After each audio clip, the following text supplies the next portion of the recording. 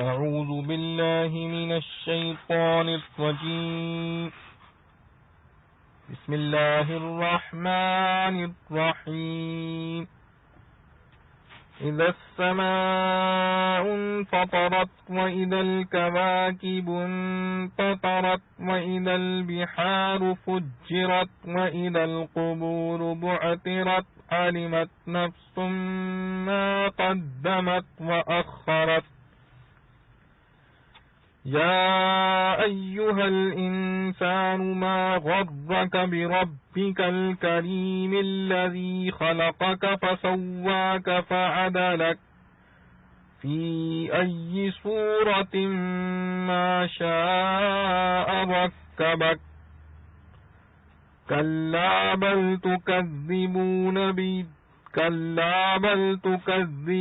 بالدين وَإِنَّ عَلَيْكُمْ لَحَافِظِينَ كِرَامًا كَاتِبِينَ يَعْلَمُونَ مَا تَفْعَلُونَ إِنَّ الْأَبْرَارَ لَفِي نَعِيمٍ وَإِنَّ الْفُجَّارَ لَفِي جَحِيمٍ يَصْلَوْنَهَا يَوْمَ الدِّينِ وَمَا هُمْ عَنْهَا بِغَائِبِينَ وما أدراك ما يوم الدين ثم ما أدراك ما يوم الدين يوم لا تملك نفس لنفس شيئا والأمر يومئذ لله. سورة الانفطار. سورہ انفطار مکہ میں نازل ہوئی اور اس کی 19 آیتیں ہیں. شروع اللہ کے نام سے جو بے حد مہربان نہایت رحم والا ہے. جب آسمان چر جائے اور جب تارے جھڑ پڑیں اور جب دریا ابل نکلیں اور جب قبریں زیر و زبر کر دی جائیں، جان لے ہر ایک جی جو کچھ کے آگے بھیجا اور پیچھے چھوڑا. اے آدمی، کس چیز سے بہکا تو اپنے رب کریم پر، جس نے تجھ کو بنایا، پھر تجھ کو ٹھیک کیا، پھر تجھ کو برابر کیا، جس صورت میں چاہا تجھ کو جوڑ دیا. ہرگز نہیں، پر تم جھوٹ جانتے ہو انصاف کا ہونا. اور تم پر نگہبان مقرر ہیں عزت والے، عمل لکھنے والے، جانتے ہیں جو کچھ تم کرتے ہو. بے شک نیک لوگ بہشت میں ہیں اور بے شک گنہگار دوزخ میں ہیں. ڈالے جائیں گے اس میں انصاف کے دن اور نہ ہوں گے اس سے جدا ہونے والے. اور تجھ کو کیا خبر ہے کیسا ہے دن انصاف کا؟ پھر بھی تجھ کو کیا خبر ہے کیسا ہے دن انصاف کا، جس دن کے بھلا نہ کر سکے کوئی جی کسی جی کا کچھ، اور حکم اس دن اللہ ہی کا ہے. خلاصہ تفسیر. جب آسمان پھٹ جائے گا اور جب ستارے ٹوٹ کر جھڑ پڑیں گے اور جب سب دریا شور اور شیریں بہہ پڑیں گے اور بہہ کر ایک ہو جائیں گے، جیسا اوپر کی صورت میں سجرت کی تفسیر میں بیان ہوا ہے. یہ تینوں واقعات تو نفخہ اولا کے ہیں. آگے نفخہ ثانیہ کے بعد کا واقعہ ہے، یعنی اور جب قبریں اکھاڑ دی جائیں گی، یعنی ان میں کے مردے نکل کھڑے ہوں گے، اس وقت ہر شخص اپنے اگلے اور پچھلے اعمال کو جان لے گا. اور ان واقعات کا مقتضا یہ تھا کہ انسان خواب غفلت سے بیدار ہوتا. اس لیے آگے غفلت پر زجر و تنبیہ ہے کہ اے انسان، تجھ کو کس چیز نے تیرے ایسے رب کریم کے ساتھ بھول میں ڈال رکھا ہے جس نے تجھ کو انسان بنایا، پھر تیرے اعضاء کو درست کیا، پھر تجھ کو مناسب اعتدال پر بنایا، یعنی اعضاء میں تناسب رکھا، اور جس صورت میں چاہا تجھ کو ترکیب دے دیا. ہرگز مغرور نہیں ہونا چاہیے، مگر تم اغترار سے باز نہیں آتے، بلکہ اس درجے اختیار میں بڑھ گئے ہو کہ تم خود جزا و سزا ہی کو، جس سے یہ غرور اور فریب دفع ہو سکتا تھا، جھٹلاتے ہو. اور یہ جھٹلانا تمہارا خالی نہ جاوے گا، بلکہ ہماری طرف سے تم پر تمہارے سب اعمال کے یاد رکھنے والے، جو ہمارے نزدیک معزز اور تمہارے اعمال کے لکھنے والے ہیں، مقرر ہیں، جو تمہارے سب افعال کو جانتے ہیں اور لکھتے ہیں.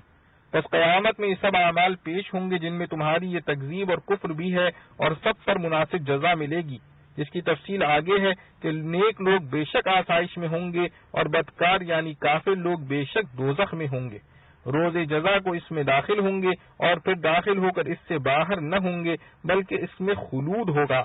اور آپ کو کچھ خبر ہے کہ روز جزا کیسا ہے؟ اور ہم پھر مقرر کہتے ہیں کہ آپ کو کچھ خبر ہے کہ وہ روز جزا کیسا ہے؟ مقصود اس استفہام سے تحویل ہے۔ آگے جواب ہے کہ وہ ایسا دن ہے جس میں کسی شخص کا کسی شخص کے نفع کے لیے کچھ بس نہ چلے گا اور تمام تر حکومت اس روز اللہ ہی کی ہوگی۔ معارف و مسائل۔ علمت نفس ما قدمت واخرت، یعنی جب قیامت کے وہ حالات پیش آ چکیں گے جن کا ذکر شروع صورت میں کیا گیا ہے، آسمان کا پھٹنا، ستاروں کا جھڑ جانا، سب شور و شینی دریاؤں کا ایک ہو جانا، قبروں سے مردوں کا اٹھنا، اس وقت ہر انسان جان لے گا کہ اس نے کیا آگے بھیجا، کیا پیچھے چھوڑا۔ آگے بھیجنے سے مراد اس پر عمل کر لینا ہے اور پیچھے چھوڑنے سے مراد ترک عمل ہے۔ تو قیامت کے دن ہر شخص جان لے گا کہ اس نے نیک و بد کیا کیا عمل کر لیے اور نیکی یا بدی میں سے کیا چھوڑ دی تھی۔ اور یہ معنی بھی ہو سکتے ہیں کہ آگے بھیجے ہوئے اعمال سے مراد وہ عمل ہو جو اس نے خود کیے، خواہ نیک ہو یا بد، اور پیچھے چھوڑنے سے مراد وہ عمل ہو جن کو اس نے خود تو نہیں کیا لیکن کسی رسم دنیا میں ڈال گئے۔ اگر وہ نیک کام ہے تو ان کا ثواب ان کو ملتا رہے گا، اور برے ہیں تو اس کی برائی اس کے اعمال نامے میں لکھی جاتی رہے گی۔ جیسا کہ حدیث میں ہے کہ جس شخص نے اسلام میں کوئی اچھی سنت اور طریقہ جاری کیا اس کا ثواب ہمیشہ اس کو ملتا رہے گا، اور جس نے کوئی بری رسم اور گناہ کا کام دنیا میں جاری کر دیا تو جب تک لوگ اس برے کام میں مبتلا ہوں گے اس کا گناہ اس شخص کے لیے بھی لکھا جاتا رہے گا۔ یہ مضمون پہلے بھی آیت يُنَبَّأُ الْإِنسَانُ يَوْمَئِذٍ بِمَا قَدَّمَ وَأَخَّرَ کے تحت میں گزر چکا ہے۔ یا ایھا الانسان ما غرک، اس سے پہلی آیات میں معاد اور انجام یعنی قیامت کے ہولناک معاملات کا ذکر فرمایا، اور اس آیت میں انسان کے مبدأ یعنی تخلیق کے ابتدائی مراحل کا ذکر فرمایا۔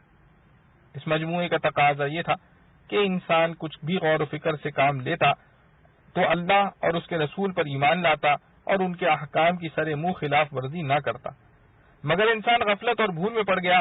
اس پر بطور زجر و تنبیہ کے سوال فرمایا کہ انسان تیری ابتدا و انتہا کے یہ حالات سامنے ہونے کے باوجود تجھے کس چیز نے بھول اور دھوکے میں ڈالا کہ اللہ کی نافرمانی کرنے لگا۔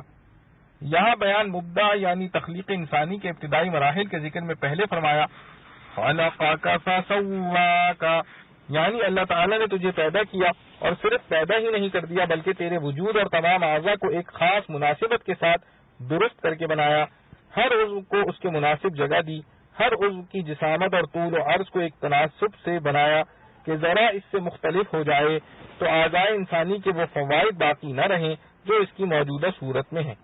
اس کے بعد فرمایا فعدلک، یعنی تیرے وجود کو ایک خاص اعتدال بخشا جو دنیا کے کسی دوسرے جاندار میں نہیں، اعضاء کے تناسب کے اعتبار سے بھی اور مزاج و طبیعت کے اعتبار سے بھی، کہ اگرچہ انسان کی تخلیق میں متضاد اور مختلف مواد شامل ہیں، خون، بلغم، سودا، صفرا، کوئی گرم کوئی سرد، مگر حکمت ربانی نے ان متضاد چیزوں سے ایک معتدل مزاج تیار کر دیا۔ اس کے بعد ایک تیسری خصوصیت بیان فرمائی فی ای صورت ما شاء رکبک، یعنی باوجود اس کے کہ تخلیق سب انسانوں کی ایک خاص وضع اور حیت اور مزاج پر ہونے کی وجہ سے سب میں اشتراک ہے، اس کا نتیجہ بظاہر یہ ہونا چاہیے تھا کہ سب ایک ہی شکل و صورت کے ہوتے، باہمی امتیاز دشوار ہو جاتا، مگر حق تعالی جل شانہ کی قدرت کاملہ اور حکمت بالغہ نے کروڑوں بلکہ اربوں پدموں انسانوں کی شکل و صورت میں ایسے امتیازات پیدا فرما دیے جو ایک دوسرے سے مشتبہ نہیں ہوتے، صاف اور نمایاں امتیاز رہتا ہے۔ انسان کی ابتدائی تخلیق کے یہ کمالات قدرت بیان فرما کر ارشاد فرمایا ما غرک بربک الکریم، کہ اے غافل انسان جس پروردگار نے تیرے وجود میں ایسے ایسے کمال ودیعات فرمائے اس کے معاملے میں تو نے کیوں کر دھوکہ اور فریب کھایا کہ اسی کو بھول بیٹھا، اس کے احکام کی نافرمانی کرنے لگا۔ تجھے تو خود تیرے جسم کا جوڑ اللہ کی یاد دلانے اور اس کی اطاعت پر مجبور کرنے کے لیے کافی تھا، پھر یہ بھول اور غفلت اور یہ غرور اور دھوکہ کیسے لگا؟ اس جگہ رب کی صفت کریم ذکر کر کے اس کے جواب کی طرف بھی اشارہ کر دیا کہ انسان کے بھول اور دھوکے میں پڑنے کا سبب حق تعالی کا کریم ہونا ہے کہ وہ اپنے لطف و کرم سے انسان کے گناہ پر فوراً سزا نہیں دیتا، بلکہ اس کے رزق اور عافیت اور دنیاوی آسائش میں بھی کوئی کمی نہیں کرتا۔ یہ لطف و کرم اس کے غرور اور دھوکے کا سبب بن گیا، حالانکہ ذرا عقل سے کام لیتا تو یہ لطف و کرم غرور و غفلت کا سبب بننے کے بجائے اور زیادہ اپنے رب کریم کے احسانات کا ممنون ہو کر اطاعت میں لگ جانے کا سبب ہونا چاہیے تھا۔ حضرت حسن بصری رحمۃ اللہ نے فرمایا کہ کتنے ہی انسان ایسے ہیں کہ اللہ تعالیٰ نے ان کے عیبوں اور گناہوں پر پردہ ڈالا ہوا ہے، ان کو رسوا نہیں کیا، وہ اس لطف و کرم سے اور زیادہ غرور اور دھوکے میں مبتلا ہو گئے۔ ان الابرار لفی نعیم وان الفجار لفی جحیم۔ اس کا تعلق اس جملے سے ہے جو پہلے گزر چکا ہے، یعنی علمت نفس ما قدمت واخرت، کہ قیامت کے روز ہر انسان کو اپنا اپنا عمل سامنے آ جائے گا۔ اس جملے میں اس عمل کی سزا و جزا کا ذکر ہے کہ اطاعت شعار ابرار تو اس روز اللہ تعالیٰ کی نعمتوں سے میں مسرور ہوں گے اور سرکش نافرمان جہنم کی آگ میں۔ وما هم عنها بغائبین، یعنی جہنمی لوگ کسی وقت جہنم سے غائب نہ ہو سکیں گے، کیونکہ ان کے لیے خلود اور دائمی عذاب کا حکم ہے۔ لا تملک نفس لنفس شیئا، یعنی کوئی شخص با اختیار خود کسی دوسرے کو محشر میں کوئی نفع نہ پہنچا سکے گا، نہ کسی کی تکلیف کو کم کر سکے گا۔ اس سے شفاعت کی نفی نہیں ہوتی، کیونکہ شفاعت کسی کی اپنے اختیار سے نہ ہوگی جب تک کہ اللہ تعالیٰ کسی کو کسی کی شفاعت کی اجازت نہ دیں۔ اس لیے اصل حکم کا مالک اللہ تعالیٰ ہی ہے، وہی اپنے فضل سے کسی کی شفاعت کو اجازت دے، کسی کو شفاعت کی اجازت دے دے اور پھر شفاعت قبول فرما لے تو وہ بھی اسی کا حکم ہے۔ واللہ اعلم۔ تمت سورۃ الانفطار بحمد للہ۔ اللہ رب العزت سے دعا ہے کہ جو کچھ پڑھا گیا اللہ تعالی ہمیں اس پر عمل کرنے کی توفیق نصیب فرمائے۔ وآخر دعوانا الحمد للہ رب العالمین۔ سبحان ربک رب العزت عما یصفون وسلام علی المرسلین والحمد للہ رب العالمین۔